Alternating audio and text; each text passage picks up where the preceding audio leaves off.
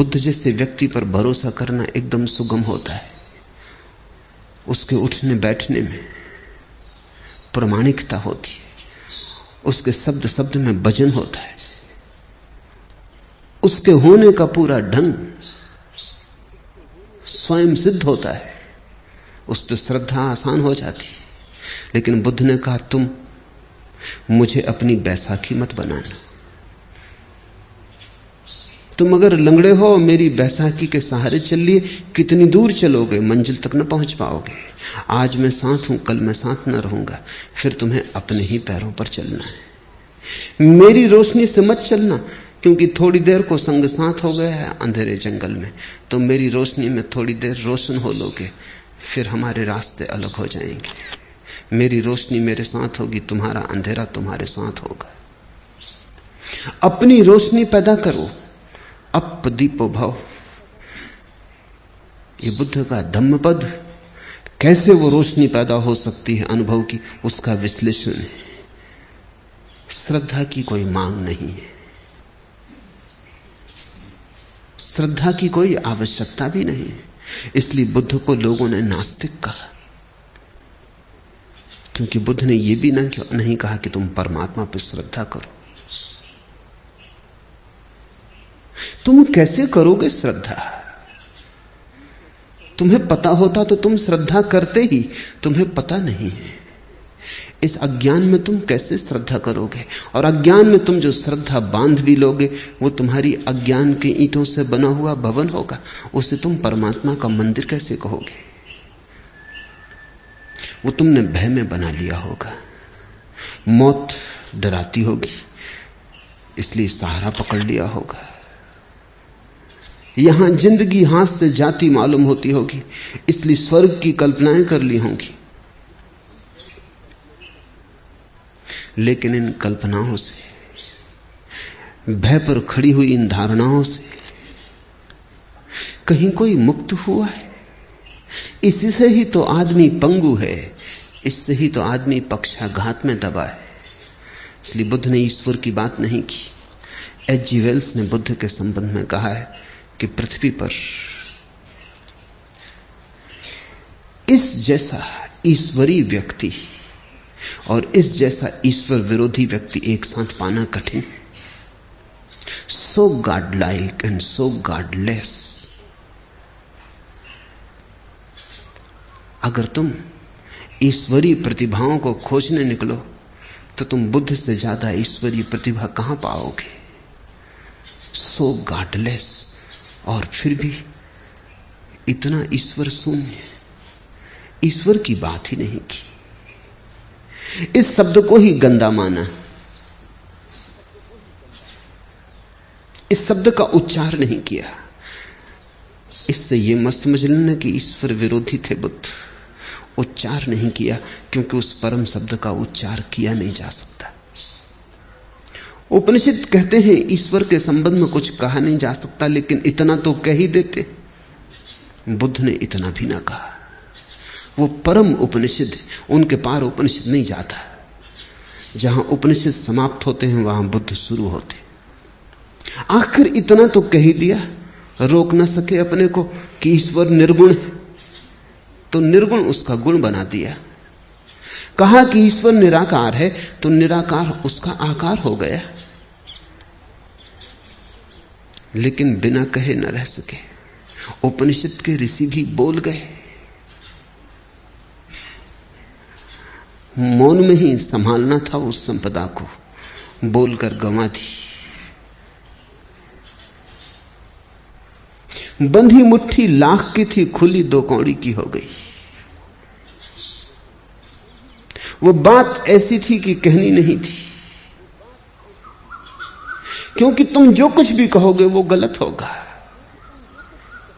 ये कहना भी कि परमात्मा निराकार है गलत है, क्योंकि निराकार भी एक धारणा है,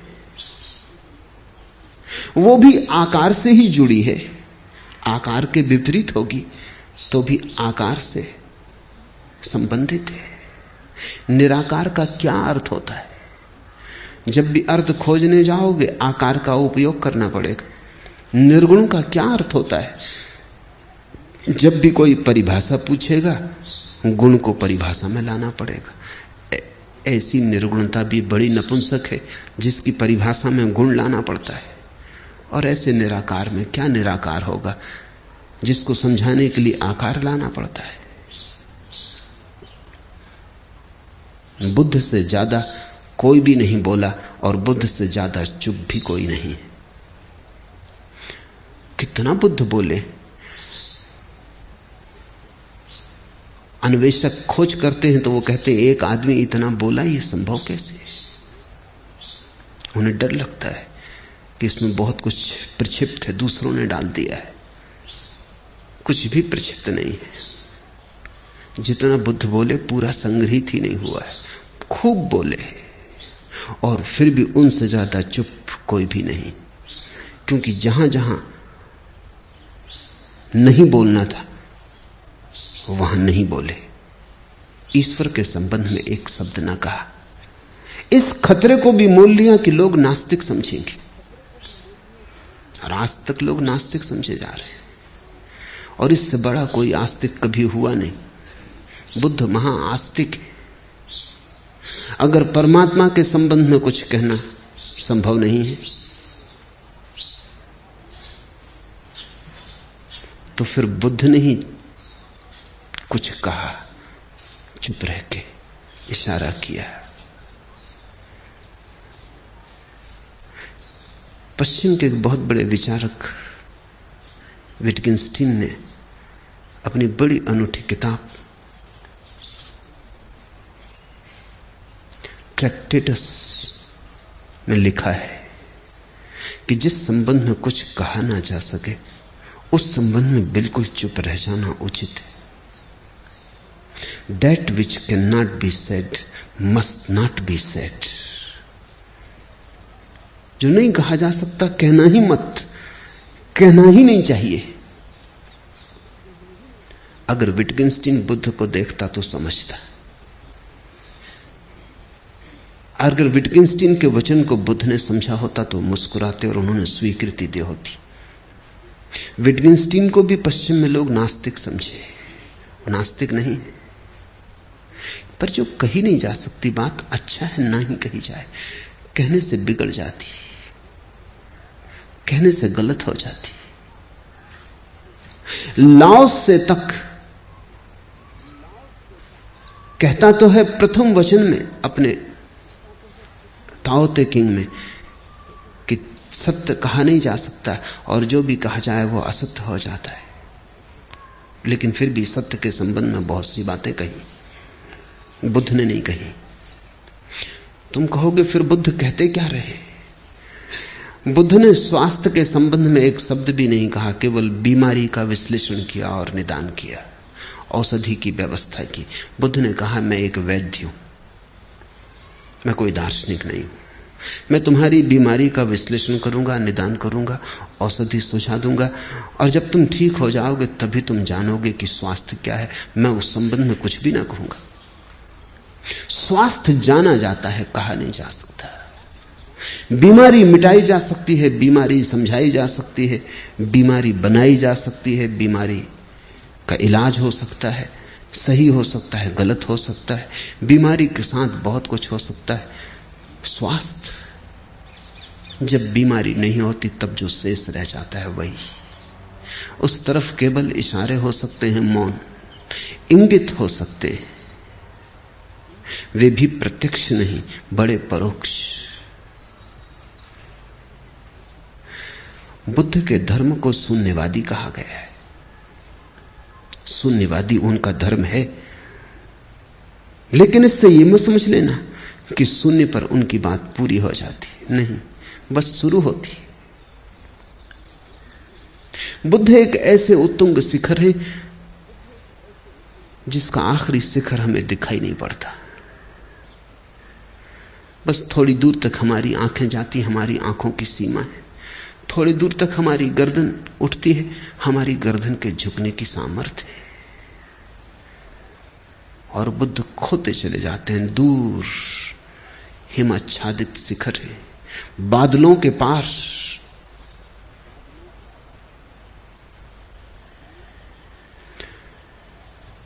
उनका प्रारंभ तो दिखाई पड़ता है, उनका अंत दिखाई नहीं पड़ता। यही उनकी महिमा है।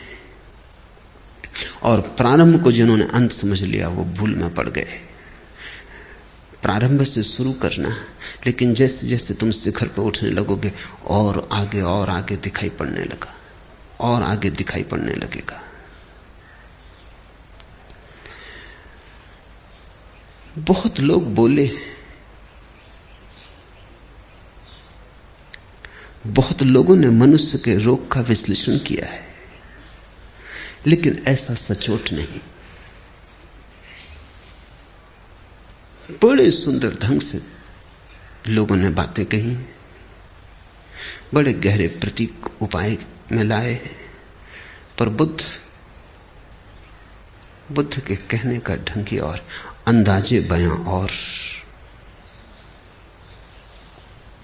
जिसने एक बार सुना पकड़ा गया, जिसने एक बार आंख से आंख मिला ली फिर भटक न पाया।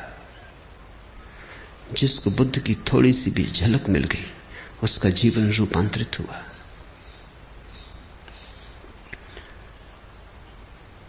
आज से 2500 वर्ष पूर्व जिस दिन बुद्ध का जन्म हुआ, घर में उत्सव मनाया जाता था। सम्राट के घर बेटा पैदा हुआ था, पूरी राजधानी सजी थी। रात भर लोगों ने दिए जलाए, नाचे, उत्सव का क्षण था। बूढ़े सम्राट के घर बेटा पैदा हुआ था, बड़े दिन की प्रतीक्षा पूरी हुई थी। बड़ी पुरानी अभिलाषा थी पूरे राज्य की। मालिक बूढ़ा होता जाता था और नए मालिक की कोई खबर न थी। इसलिए बुद्ध को सिद्धार्थ नाम दिया। सिद्धार्थ का अर्थ होता है अभिलाषा का पूरा हो जाना। पहले ही दिन जब द्वार पर बैंड बाजे बजते थे, शहनाई बजती थी, फूल बरसाए जाते थे महल में, चारों तरफ प्रसाद बंटता था, हिमालय से भागा हुआ एक वृद्ध तपस्वी द्वार पर खड़ा हुआ आकर। उसका नाम था असीता। सम्राट भी उसे सम्मान करता था और कभी असीता राजधानी नहीं आया था। जब कभी जाना था तो शुद्धोधन को, सम्राट को स्वयं उसके दर्शन करने जाना होता था। ऐसे बचपन के साथी थे। फिर शुद्धोधन सम्राट हो गया, बाजार की दुनिया में उलझ गया। असीता महातपस्वी हो गया, उसकी ख्याति दूर दिगंत तक फैल गई। असीता को द्वार पर आए देखकर शुद्धोधन ने कहा, आप और यहां क्या हुआ, कैसे आना हुआ? कोई मुसीबत है, कोई अड़चन है? कहें। असीता ने कही, नहीं कोई मुसीबत नहीं, कोई अड़चन। तुम्हारे घर बेटा पैदा हुआ, उसके दर्शन को आया हूं। शुद्धोधन तो समझ ना पाया। सौभाग्य की घड़ी थी ये कि असीता जैसा तपस्वी और बेटे के दर्शन को आया। भागा गया अंतःगृह में, नवजात शिशु को लेकर बाहर आ गया। असीता झुका और उसने शिशु के चरणों में सिर रख दिए और कहते हैं शिशु ने अपने पैर उसकी जटाओं में उलझा दिए। फिर तब से आदमी की जटाओं में बुद्ध के पैर उलझे। फिर आदमी छुटकारा नहीं पा सका और असीता हंसने लगा और रोने भी लगा। और शुद्धोधन ने पूछा कि शुभ घड़ी में आप रोते क्यों हैं? असीता ने कहा, ये तुम्हारे घर जो बेटा पैदा हुआ है, ये कोई साधारण आत्मा नहीं।